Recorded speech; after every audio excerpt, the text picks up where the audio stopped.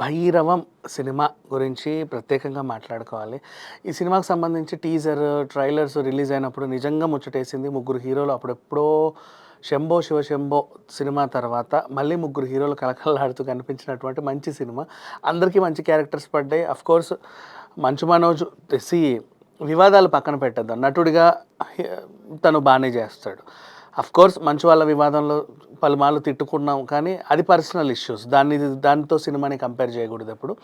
ఈ సినిమాలో మాత్రం ఆ అబ్బాయి బానే చేశాడు. అండ్ అలాగే బెల్లంకొండ పిల్లోడైతే అసలు నేనెప్పుడూ ఊహించలేదు. తను ఆ పూనకంతో ఊగడం, ఆ సిట్యుయేషన్స్‌కి తగ్గట్టుగా యాక్ట్ చేయడం నిజంగా బావుంది. యాజ్ వెల్ యాజ్ ఇక నారా రోహిత్ గారు.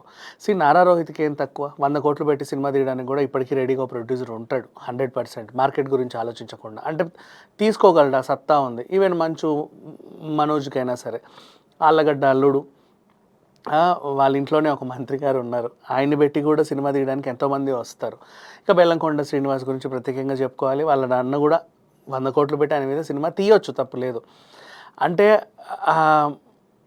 ఎన్ని కోట్లు పెట్టైనా వీళ్ళ మీద సినిమా తీయొచ్చు అనే అటువంటి నటులే ఆ మధ్యకాలంలో కొంచెం తెరకు దూరమై చాలా కాలం తర్వాత మళ్ళీ దీంట్లో కనిపించినటువంటి ఆ ఫీలింగ్ బాగుంది. అండ్ ముగ్గురు కలిసి నటించడం, ఫేడ్ అవుట్ హీరోలు అనకూడదు, ఆఫ్టర్ లాంగ్ గ్యాప్ వచ్చారు అని చెప్పుకోవాలి.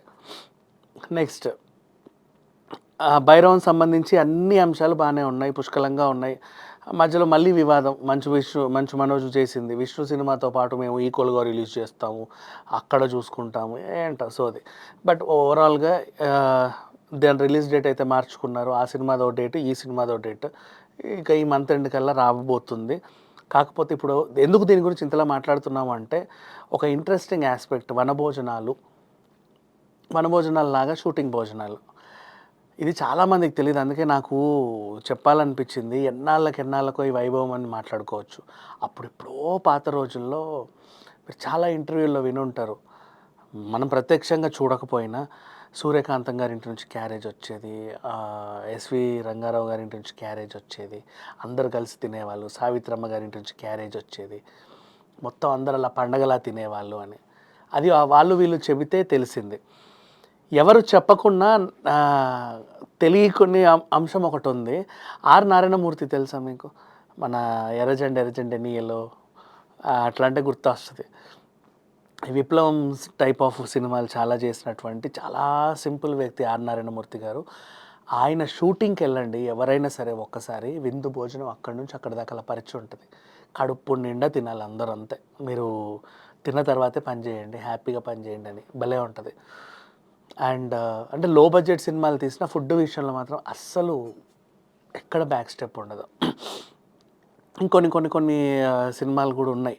అండ్ మళ్ళీ కొంతమంది ఆర్టిస్టుల గురించి ప్రత్యేకంగా మాట్లాడుకోవాలి. మన హేమ, సురేఖ వాణి వీళ్ళిద్దరి కాంబినేషన్లో ఏదన్నా ఒక సినిమాలు వచ్చాయనుకోండి, ఖచ్చితంగా అటు షార్ట్ ఇంకో గ్యాప్లో అక్కడ ప్రొడక్షన్ స్టవ్ల మీద ఏదో ఒకటి ఉడుకుతూ ఉంటుంది. అయితే తలకాయ కూరో లేకపోతే ఇంకేదో వాళ్ళు అలా వండి అక్కడ వార్చి మొత్తం యూనిట్ అందరు కలిసి తింటారనమాట. ఇదొక సిట్యుయేషన్. షూటింగ్స్ చాలా సరదాగా జరుగుతాయి. చాలామందికి తెలియని విషయం ఇది. మళ్ళీ షూటింగ్ టైంలో లంచ్ అంటే అదొక ప్రత్యేకమైన అనుభూతి. మధ్యల కాలంలో ఏంటంటే క్యారీ వ్యాన్ కల్చర్ వచ్చాక ఎవడి క్యారేజీలు వాళ్ళ డబ్బాలలోకి వెళ్ళేవి, అక్కడే తినేసి బయట పడేసేవాళ్ళు. నెక్స్ట్ అవుట్డోర్ వెళ్తే రూములు ఎవరి రూమ్కి వాళ్ళ క్యారేజ్లు వచ్చేవి, అక్కడే తినేసి డబ్బా బయట పడేసేవాళ్ళు. ఇవన్నీ జరిగేవి. కాకపోతే ఇప్పుడు మళ్ళీ ఆఫ్టర్ లాంగ్ టైం షూటింగ్ స్పాట్లో అందరూ కలిసి వండుకొని అందరూ కలిసి సరదాగా భోంచేయడం అనేది అదొక అరుదైన ఘటన అని చెప్పుకోవచ్చు. మళ్ళీ భైరవం నుంచి స్టార్ట్ అయింది ఒకప్పటి కల్చర్. అంటే ఇక తెలియకుండా చాలామంది ఉండుండొచ్చు, బట్ ఈ వార్త ఎందుకో బయటకు వచ్చింది. సో ఇక మీదటైనా సరే అందరూ కలిసి షూట్ ఎక్కడెక్కడి నుంచో వస్తారు, ఏ రాష్ట్రం నుంచో ఏడు నుంచో వస్తారు. కలిసి తింటే ఆ అనుబంధాలు పెరుగుతాయి.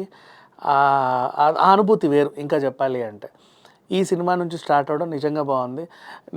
ఇప్పుడు ఆ ఫొటోస్ చూస్తుంటే ఓ పక్క మంచు మనోజ్, ఇంకో పక్క ఆ హీరో, ఈ హీరో, హీరోయిన్, డైరెక్టర్లు అందరూ కలిసి సరదాగా వండుకొని తిన్నారు అక్కడే లొకేషన్ స్పాట్లో. ఎక్కడెక్కడి నుంచో పార్సల్ తెచ్చుకున్నా సరే, లేదా ఇంటి నుంచి తెచ్చుకున్నా సరే, అందరూ కలిసి కూర్చొని తినడం అనేది చాలా బాగుంటుంది. మాకు స్కూల్ డేస్లో కూడా అలవాటు మీకు చాలామంది తెలిస్తే లంచ్ టైంలో మొత్తం గుంపు గుంపుగా కూడి అందరు కలిసి బాక్సులు తెచ్చుకొని తింటూ ఉంటారు. ఆఫీసుల్లోనూ అంతే. ఈ మధ్య కాలంలో కొంచెం మనిషి గ్యాప్ పెట్టి ఎవడి పార్సెల్ వాడు ఆర్డర్ పెట్టుకొని ఏ మూలకో వెళ్ళి తింటున్నారు కానీ అంతెందుకు బ్యాచిలర్ రూమ్లో నలుగురు కలిసి ఉన్నా కూడా ఎవడికి వాడు జొమాటోలు స్విగ్గీలు పెట్టుకొని వాడి పార్సెల్ వాడు తీసుకెళ్ళి రూమ్లోకి వెళ్ళి తలిపేసుకొని తింటూ ఉంటారు.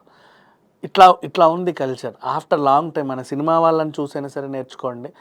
భోజనం ఎప్పుడైనా నలుగురితో కలిసి చేస్తేనే చాలా బాగుంటుంది. అంటే చాలా పంచుకోవచ్చు, ఒకటి కాదు రెండు కాదు, బోల్డన్ని విషయాలు పంచుకో. అందుకే విందు భోజనానికి సపరేట్గా ఒక ఇది ఉంది. ఇంకోటి చెప్పనా, అసెంబ్లీలో కూడా ఆ మధ్యకాలంలో ఎంత అరుచుకున్నా సాయంత్రం తేనీటి విందు అనేవాళ్ళు. టీకి తేనీటి విందు ఏంటది? Tea party. అందరూ కలిసి టీ తాగుతూ సరదాగా ఏవో 4 ఫ్రూట్సో ఒక బ్రెడ్డో లేకపోతే ఒక బిస్కెట్టో తింటా కూర్చుంటారు అంతే.